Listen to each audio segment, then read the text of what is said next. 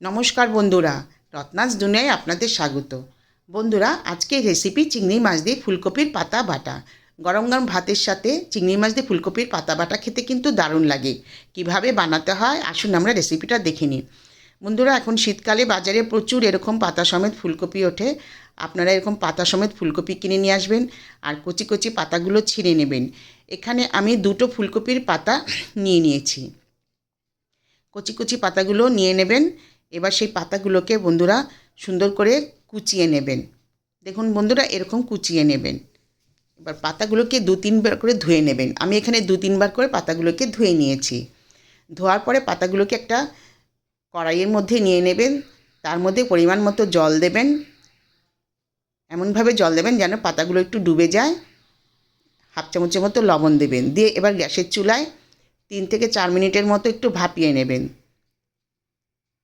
এদিকে 150 গ্রামের মতো চিংড়ি মাছ আমি আগেই নুন হলুদ দিয়ে মেখে রেখেছিলাম, সেটাকে এবার ভেজে নেব। এখানে আমি ছোট ছোট চিংড়ি মাছ নিয়েছি। চিংড়ি মাছটাকে আগেই ভালো করে পরিষ্কার করে ধুয়ে নিয়েছিলাম। এবার চিংড়ি মাছগুলোকে বেশ সুন্দর লাল লাল করে ভেজে নিতে হবে। লাল লাল করে ভাজার পরে চিংড়ি মাছগুলোকে তুলে নিতে হবে।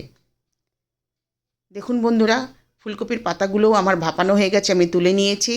আর তার সাথে নিয়েছি কাঁচা পাকা কয়েকটা কাঁচা লঙ্কা, ভাজা চিংড়ি মাছ, 8-10টা রসুনের কোয়া, 1 মুঠো ধনেপাতা। এবার সমস্ত উপকরণগুলোকে একটা মিক্সি জারে নিয়ে নিতে হবে। ভাপানো ফুলকপির পাতাগুলো নিয়ে নিতে হবে। এগুলো কিন্তু ঠান্ডা করেই মিক্সি জারে দেবেন, গরম অবস্থায় দেবেন না। তার সাথে দেবেন রসুনের কোয়া, কাঁচা লঙ্কাগুলো, ধনেপাতা আর ভেজে রাখা চিংড়ি মাছ। এবার জল ছাড়াই মিক্সি জার চালিয়ে পেস্ট করে নিতে হবে। জল দেওয়ার দরকার নেই বন্ধুরা। দেখুন, এইভাবে একটা পেস্ট বানিয়ে নিতে হবে। এবার বন্ধুরা, যেই কড়াইয়ে চিংড়ি মাছটা ভেজেছিলাম তার মধ্যে আরও 1 চামচ সরষের তেল দিয়েছি। গরম হওয়ার পর 2টো শুকনো লঙ্কা, 1 চামচ কালো জিরে ফোড়ন দিয়েছি। এবার সেই চিংড়ি মাছ আর ফুলকপি পাতা বাটাটা দিয়ে দিয়েছি।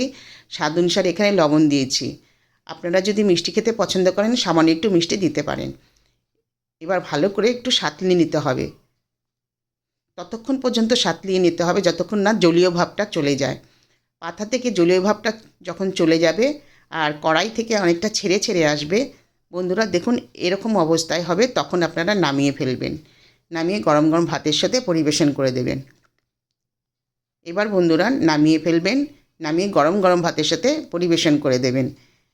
দুপুরবেলা গরম গরম ভাতের সাথে খেতে কিন্তু দারুণ লাগে এই চিংড়ি মাছ দিয়ে ফুলকপির পাতা বাটা।